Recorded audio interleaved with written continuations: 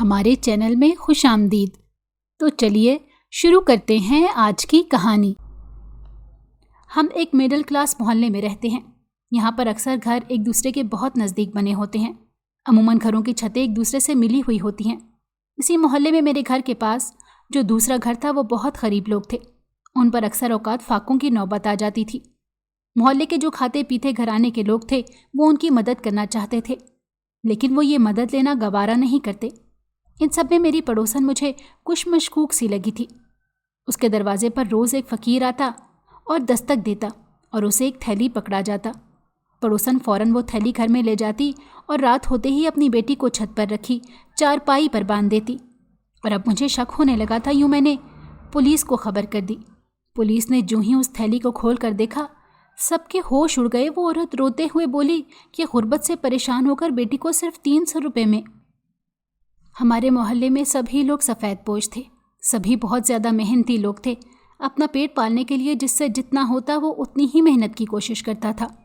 ہمارے اس محلے میں کچھ گھرانے روپے پیسے میں اچھے بھی تھے، لیکن پھر بھی آج کل جس کے پاس جتنا زیادہ پیسہ ہوتا ہے وہ اتنا زیادہ ہی اور پیسہ چاہتا ہے، یعنی کہ اس کا لالچ بڑھتا چلا جاتا ہے۔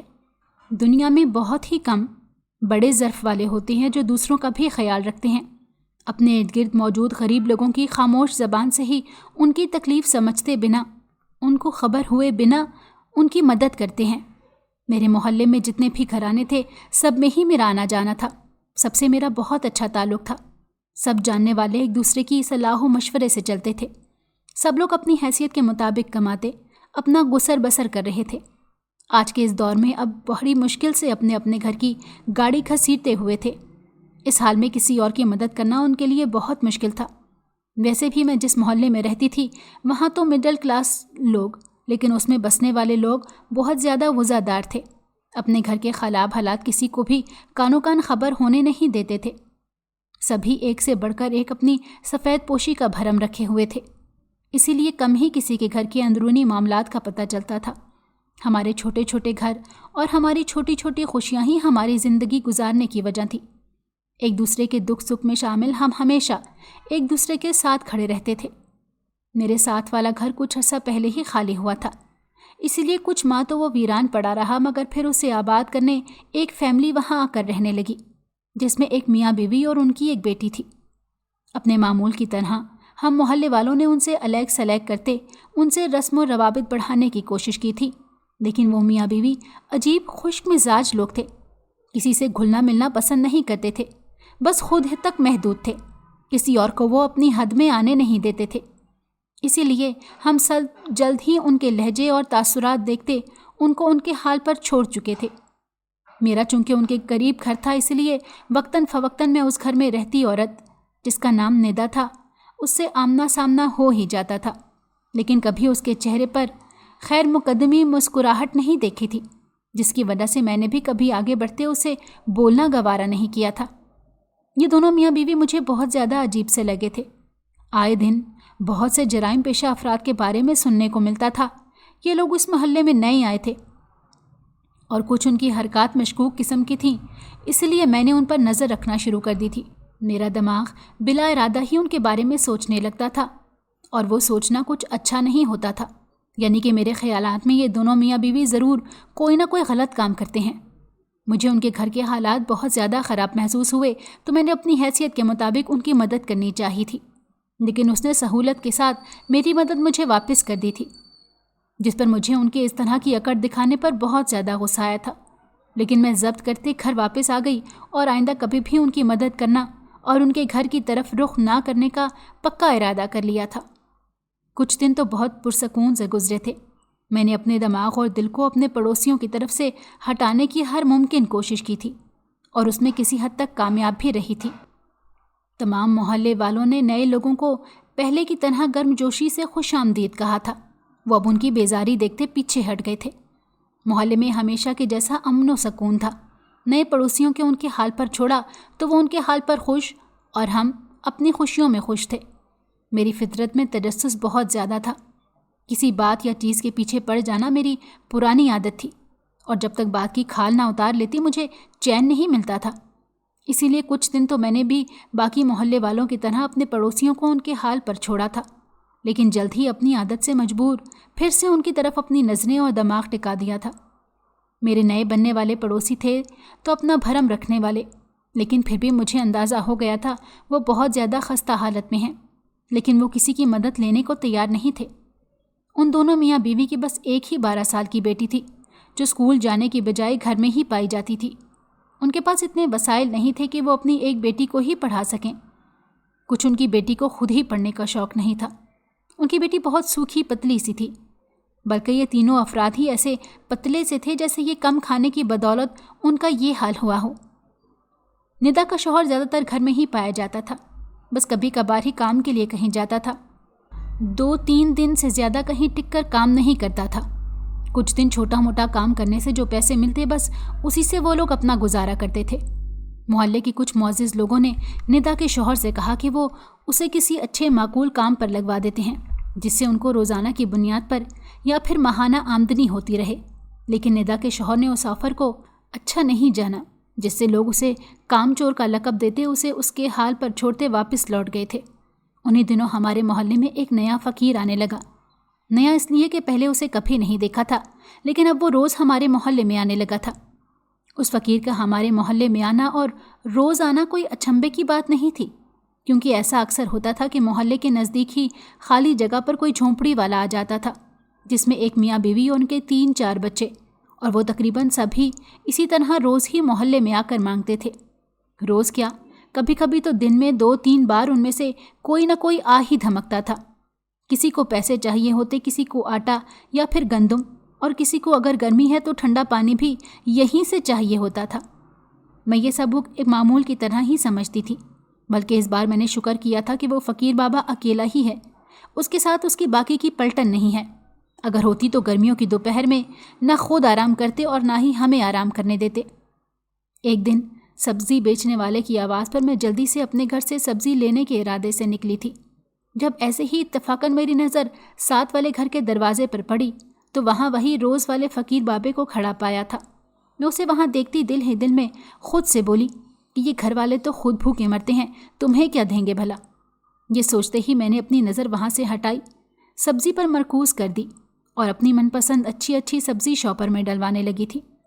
اس دن کے بعد میں نے پھر کئی بار اس فقیر کو اپنی پڑوسن کے گھر دیکھا تھا، لیکن میں زیادہ اس طرف توجہ نہیں دے سکی۔ میرے دماغ میں کچھ پڑوسن اور فقیر کو لے کر کوئی ایسا ویسا خیال آیا ہی نہیں۔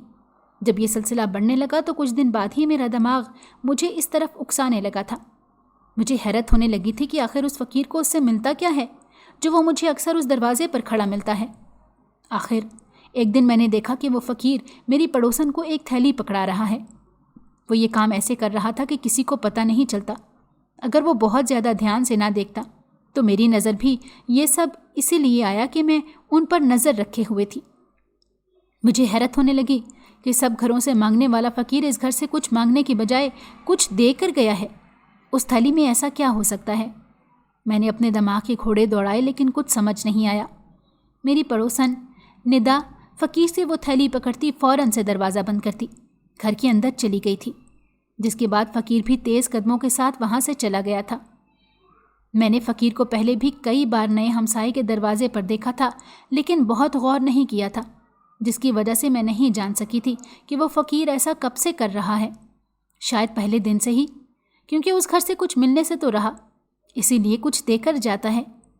میں اپنی پڑوسن اور اس فقیر کی اس حرکت کی وجہ سے کچھ حیران اور پریشان تو ہوئی تھی، لیکن اتنی زیادہ نہیں۔ لیکن اب مجھے بس یہ جاننے کا تجسس تھا کہ آخر اس تھیلی میں ایسا کیا ہوتا ہے جسے یوں چوروں کی طرح میری پڑوسن لیتی ہے۔ اپنے گھر کے دروازے کے ساتھ ساتھ اب میرا کچھ وقت گھر کی چھت پر بھی گزرنے لگا تھا۔ مقصد اپنی پڑوسن کے گھر میں تانکا جھانکی تھا، تاکہ کسی بھی طریقے سے جان سکوں کہ آخر اس تھیلی کا راز کیا ہے۔ ان کے گھر اتنا آنا جانا تو تھا نہیں، اور نہ ہی وہ لوگ منہ لگاتے تھے، اسی لیے بہت دل کرنے کے باوجود کبھی پہلے ان کے گھر گئی تھی، نہ ہی اب جا پا رہی تھی۔ میرے چھت پر جانے سے مجھے کوئی خاص فائدہ نہیں ملا تھا، سوائے خود کو مشکل میں ڈالنے کے۔ گرمی اور دھوپ سے میرا برا حال ہو جاتا تھا۔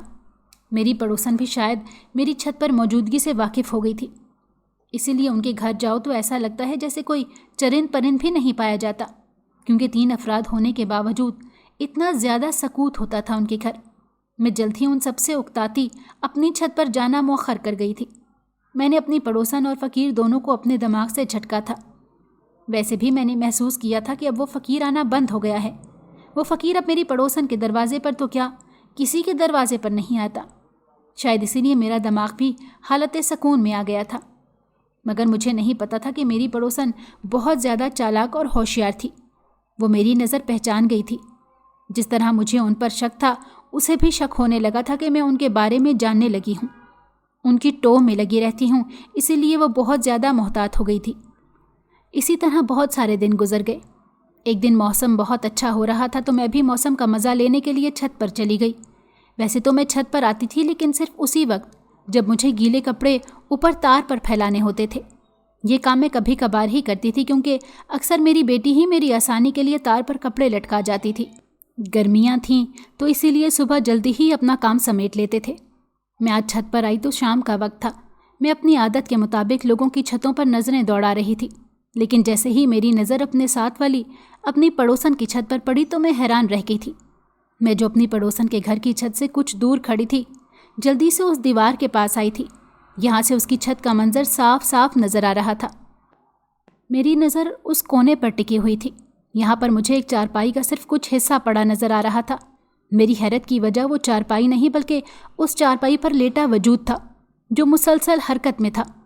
دراصل اس چارپائی پر میری پڑوسن کی بیٹی موجود تھی، اور وہ ویسے ہی وہاں لیٹی ہوئی نہیں تھی، بلکہ اسے چارپائی سے رسی کے ساتھ ذریعے باندھا گیا تھا، اور وہ مسلسل خود کو اس رسی سے آزاد کرنے کے لیے مزاحمت کر رہی تھی۔ میری پڑوسن کی چھت کے اس کونے پر عام طور پر کسی اور کی نظر نہیں پڑ سکتی تھی سوائے ہماری چھت سے۔ وہ بھی اگر چارپائی تھوڑا سا آگے کو ہوتی تو شاید میں بھی نہ دیکھ پاتی۔ پتہ نہیں یہ کب سے ایسے ہی چل رہا تھا، اور پتہ نہیں کب سے میری پڑوسن اپنی ہی بیٹی کے ساتھ یہ ظلم کر رہی تھی، اور مجھے آج معلوم ہوا تھا۔ یہ سب دیکھتے ہی میرے دماغ میں پچھلی باتیں بھی آنے لگی تھیں کہ پہلے کس طرح مشکوک طریقے سے میری پڑوسن فقیر سے وہ تھیلی لیتی تھی۔ وہ سلسلہ تھما یا پھر کسی اور طریقے سے جاری ہو گیا ہو، اور اب میرے سامنے اس کی لاچار اور معصوم بیٹی اس طرح چارپائی سے بندھی پڑی تھی۔ مجھے اب اپنی پڑوسن مشکوک لگنے کے ساتھ ساتھ بہت ظالم بھی لگنے لگی تھی۔ میرا دماغ یہ سب دیکھتے حیرانگی سے دنگ تھا۔ میری پڑوسن کے یہ ایک دو واقعے تو میری نظروں کے سامنے سے گزرے سے تو میں حیران تھی۔ پتہ نہیں اس کے علاوہ اور کیا کیا کرتی ہو میری پڑوسن، جسے میں ناواقف تھی۔ اب تو میرے دل میں اور زیادہ خود بدھ لگ گئی تھی، اور اب مجھے پچھتاوا بھی ہونے لگا تھا کہ میں نے اپنی پڑوسن کے فقیر سے تھیلی لینے والی بات کو عام نہیں سمجھنا چاہیے تھا، بلکہ کسی کو اس میں شامل کرتی اور یہ سارا معاملہ حل کرواتی۔ مجھے حیرانگی کے ساتھ ساتھ اب پریشانی بھی ہونے لگی تھی کہ پتہ نہیں میرے ہمسائے میں کیسے لوگ آباد ہو گئے تھے۔ میرے دماغ میں عجیب و غریب سی سوچیں آنے لگی تھیں، جس کے ساتھ مجھے خوف بھی آنے لگا تھا۔ میں کافی دیر اپنی انہی سوچوں میں گم چھت پر کھڑی رہی تھی، لیکن مجھ میں اتنی ہمت نہیں تھی کہ میں یہ چھوٹی سی دیوار پھلانگ کر آگے بڑھتی اور اس لڑکی کو آزاد کر دیتی۔ میں طرز بھری نظریں اس پر ٹکائے کھڑی تھی جب مجھے دوسری چھت کی سیڑھیوں سے کسی کے اوپر آنے کی قدموں کی آواز سنی۔ میں جلدی سے وہاں سے ہٹتی ایک طرف ہو گئی تھی، جسے سامنے والی چھت سے مجھے کوئی نہیں دیکھ سکتا تھا، لیکن میری نظر وہاں آرام سے پہنچ رہی تھی۔ دوسری چھت پر آنے والی میری پڑوسن ہی تھی۔ اس نے آگے بڑھتے اپنی بیٹی کو رسی سے آزاد کیا اور اسے لے کر نیچے بڑھ گئی۔ اتنا کچھ دیکھنے کے بعد میرا دل اتنا رنجیدہ اور بیزار ہوا کہ میں زیادہ دیر وہاں کھڑی نہ رہ سکی اور نیچے چلی آئی۔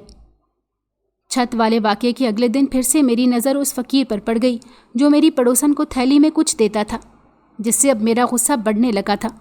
میں نے آج اسے پھر اپنی پڑوسن کو ایک تھیلی پکڑاتے ہوئے دیکھ لیا تھا۔ یہ سب برداشت نہ کرتے میں نے ایک بار اپنی پڑوسن کے گھر جانے کا فیصلہ کر ہی لیا۔ اس دن کی شام کو 5 بجے میں اپنی پڑوسن کے دروازے کے باہر کھڑی دستک دے رہی تھی۔ کچھ دیر بعد میری پڑوسن نے دروازہ کھولا تو سامنے مجھے دیکھتے وہ تھوڑا حیران ہوئی تھی، اور پھر وہیں کھڑی میرے سلام کا جواب دیتی مجھ سے اپنے گھر آنے کا مقصد پوچھنے لگی تھی، جس سے مجھے اس عورت پر اور زیادہ شک ہونے لگا تھا۔ جس طرح وہ دروازے پر پھیل کر کھڑی تھی کہ کہیں میں زبردستی ان کے گھر کے اندر ہی نہ گھس جاؤں، یعنی واقعی میں اس کے گھر کوئی راز چھپا تھا جس کی پردہ داری تھی، یا پھر کوئی غیر قانونی کام جس کی وجہ سے وہ سب سے الگ تھلگ رہنا ہی پسند کرتے تھے۔ میں نے اس عورت کی بد تہذیبی کو نظر انداز کرتے خود سے اس کی ایک سائڈ سے ہوتی گھر کے اندر داخل ہو گئی تھی، जिससे मेरी पड़ोसन के चेहरे के तासुरात कुछ बौखलाहट का शिकार हो गए थे, जिससे मेरा यकीन पुख्ता होने लगा था कि यकीनन ये लोग ज़रूर ऐसे काम में मुलविस हैं जिसको सबके सामने जाहिर करना उनके लिए अच्छा साबित नहीं हो सकता। मैंने अब की बार उससे डायरेक्ट उसकी बेटी के बारे में पूछा और साथ ही उसे ये भी इशारा कर दिया कि मैं इस बात से अच्छे से वाकिफ़ हूँ कि वो अपनी बेटी को छत पर चारपाई के साथ बांधती है, जिससे मेरी पड़ोसन ने बड़े धड़ल्ले से ये कहा कि उसकी बेटी ज़हनी मरीज़ा है, उसे दौरे पड़ते हैं। जब उसे दौरे पड़ते हैं तो वो अपने होश व हवास में नहीं होती, तो हम उस डर से उसे बांध देते हैं कि कहीं वो खुद को नुकसान ना पहुँचाए। मुझे उसकी बातों पर ज़रा यकीन नहीं आया था। उसके लबो लहजे से साफ जाहिर हो रहा था कि उसने खड़े खड़े ये कहानी गढ़ी है। मैंने ये बात उसे बोल भी दी थी कि जिस पर उसके चेहरे पर गुस्सा छलका था। गुस्से में आते ही उसने अपनी बदतहज़ीबी मुझ पर जाहिर कर दी थी। उसने कहा था कि मैं अपने काम से काम रखूं। ये सब उनके घर के ज़ाती मसले हैं जिनको वो खुद ही कोई ना कोई हल निकाल लेंगे। उसके चेहरे पर नागवारी का साया था और वो चाह रही थी कि मैं जल्द अज जल्द उसके घर से चली जाऊं। मैंने उसके इस ड्रामे पर तंग आते गुस्से में फ़कीर बाबा और उसके दरमियान होने वाली थैली के तबादले का भी बता दिया था, जिससे वो कुछ देर तो कुछ बोल ही नहीं पाई थी। फिर जल्द ही खुद पर काबू पाते वो इस बात से मुनकिर ही हो गई थी कि वो यूं किसी बाबा से कोई थैली नहीं लेती। वो मेरे गुस्से को बढ़ा रही थी। दिल कर रहा था कि उस औरत को एक अदद थप्पड़ लगा ही दूं। मैंने गुस्से से भरे लहजे में उसे धमकी दी कि वो मेरे सामने तो मुकर जाए अपने गुनाहों से, लेकिन मेरा इरादा अब उसे पुलिस के हवाले करने का था, जिस पर उस औरत ने डरने की बजाय नाक मुँह चढ़ाना शुरू कर दिया था और मुझे बाहर का रास्ता दिखाया था। मैं कहर भरी नज़रों से उसे देखती वहाँ से अपने घर आ गई थी। मैंने अपनी पड़ोसन के अपने गुनाह का एतराफ़ ना करने पर घर आते ही पुलिस को कॉल कर दी थी। थोड़ी देर बाद ही पुलिस की गाड़ी का हारन सुनाई दिया तो बहुत से लोग अपने घरों से निकलते देखने लगे। मैं भी अपने घर से निकलती पुलिस की कार्रवाई देखने लगी थी। पुलिस को मैंने अपने बारे में कुछ भी नहीं बताया था, बस अपनी पड़ोसन की मशकूक हरकतों के बारे में बताते उनके घर का पता दिया था। बहुत से मर्द और औरतें तजस्सुस के मारे उमड़ पड़े थे। पुलिस के उनके पास आते सीधे उनको उनकी मशकूक हरकतों का बताते घर की तलाशी लेना शुरू कर दी थी। मेरी पड़ोसन, उसका शौहर और बेटी एक तरफ खड़े अब खौफ के मारे थर थर कांप रहे थे। कुछ देर में ही पुलिस के हाथ वो थैली लग चुकी थी जो कि फ़कीर उस औरत को देता था। पुलिस ने अपनी तलाशी मुकम्मल करते बाहर आते सबके सामने वो थैली खोली थी, तो उसके अंदर से जो निकला उसे देखते ही सभी मुंह में उंगलियां दाब गए थे, जबकि मैं अब वैसे ही मामूल की तरह देख रही थी, क्योंकि मुझे कहीं ना कहीं उम्मीद थी कि उस थैली में कुछ अच्छी चीज़ तो नहीं हो सकती। ऐसा वैसा ही कुछ निकलना था। थैली से बहुत सारी नशा आवर अद्वियात निकली थीं, जिसका इस्तेमाल वो तीनों मियाँ बीवी और उनकी बेटी भी इस्तेमाल करते थे। थैली का मसला हल होने पर अब के पुलिस ने मेरी पड़ोसन को अपनी बेटी को छत पर चारपाई के साथ बांधने की वजह पूछी थी और इस तरह सख्ती से पूछा था कि वो फर फर बोली थी। उसका कहना था कि वो लोग बहुत ज़्यादा गरीब हैं। उसका शौहर तो बहुत पहले ही से नशे का आदी है। अपने पेट की भूख मिटाने के लिए उन्होंने भी उसके साथ मेहनत करने की बजाय ये छोटा और चोर रास्ता तलाश किया कि उनके पास जो थोड़े बहुत पैसे होते उससे नशा आवर दवाइयाँ लेने लगे, जिससे हमें भूख का एहसास ही नहीं होता। हम ज़्यादातर उन्हीं दद्वियात के हिसार में होते हैं, तो इसी वजह से अगर हमारे पास कुछ खाने के लिए नहीं भी होता तो भी हमारा दिन गुजर ही जाता है। और यहाँ तक की बात है बेटी को चारपाई से बांधने की, तो जब हमारे पास नशे के लिए भी पैसे नहीं होते तो हम बड़ी मुश्किल से गुजारा कर ही लेते हैं। लेकिन मेरी बेटी उन अद्वियात के लिए तड़पती है, तो बस उसी लिए उसे बांधना पड़ता है। मेरी पड़ोसन ने अपने रोते हुए रुदात सुना दी थी। कुछ लोगों को अफसोस और कुछ उन्हें हमदर्दी भरी निगाहों से देख रहे थे। पुलिस वाले उसके शौहर को 2 थप्पड़ जड़ते आगे की तरफ धक्का देते गाड़ी में धकेलने लगे थे। सबको ही मेरी पड़ोसन के शौहर पर बहुत ज़्यादा गुस्सा था, जिसने मेहनत करके कमाने के बजाय, अपने घर वालों की सरपरस्ती करने की बजाय खुद तो नशे का आदी था, साथ अपने घर वालों को भी उसमें शामिल करके उनकी ज़िंदगी बर्बाद कर दी थी।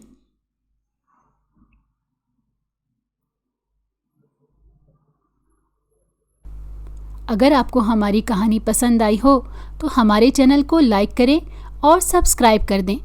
बेल नोटिफिकेशन को भी ऑन कर दें ताकि हमारी आने वाली हर मज़ेदार कहानी आपको वक्त पर मिलती रहे।